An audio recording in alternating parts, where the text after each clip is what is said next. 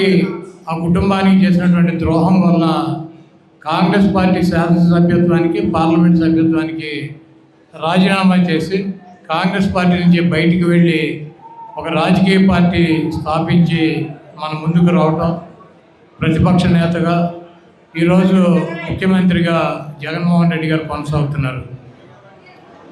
రెండో పక్క తెలుగుదేశం పార్టీ, ఆ మహానుభావుడు యుగపురుషుడు ఎన్టీఆర్ తెలుగుదేశం పార్టీని స్థాపించి బడుగు బలహీన వర్గాల మద్దతుతో 9 నెలల్లో ముఖ్యమంత్రి అయి చరిత్ర సృష్టించినటువంటి వ్యక్తి ఎన్టీ రామారావు. ఆ తర్వాత 94లో కాంగ్రెస్ పార్టీకి ప్రతిపక్ష హోదా లేకుండా ఎన్నికల్లో అద్భుతమైనటువంటి విజయం సాధించినటువంటి వ్యక్తి ఎన్టీ రామారావు. ఈరోజు ఉన్నటువంటి తెలుగుదేశం పార్టీ, చంద్రబాబు నాయుడు, ఎన్టీ రామారావు ఈ రాష్ట్రాన్ని సరిగ్గా పరిపాలించట్లేదు. తెలుగుదేశం పార్టీ అధ్యక్షుడిగా ఉంటే ఆ పార్టీ సర్వనాశనం అయిపోతుందని చెప్పి ఎన్టీ రామారావుకి ద్రోహం చేసి వెన్నుపోటు పొడిచి ఆ పార్టీని దొంగిలించినటువంటి దొంగ, ఆ ముఖ్యమంత్రి పదవిని దొంగిలించినటువంటి దొంగ చంద్రబాబు నాయుడు, తెలుగుదేశం పార్టీ అధ్యక్షుడు. ఈరోజు చాలామంది చెబుతూ ఉంటారు, మేము ఎన్టీఆర్ అభిమానులం, ఎన్టీఆర్ పేరు చెబితే మేము మెడపోసుకుంటాం, తొడపోసుకుంటాం అని చెప్పి.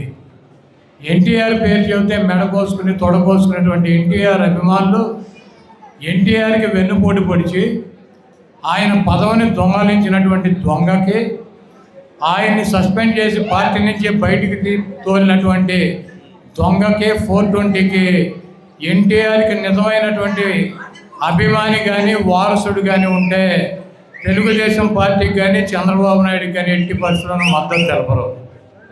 ఈరోజు జూనియర్ ఎన్టీఆర్ ఎక్కడన్నా 10 మంది అభిమానులు ఒక జెండా పట్టుకుని తెలుగుదేశం పార్టీ మీటింగ్కి వెళ్తే ఆ అభిమానులు తెలుగుదేశం పార్టీ కార్యకర్తలు, నాయకులు కొట్టి తరిమేటువంటి పరిస్థితి అనేక సందర్భాల్లో ఈ రాష్ట్రంలో మనం చూసాం.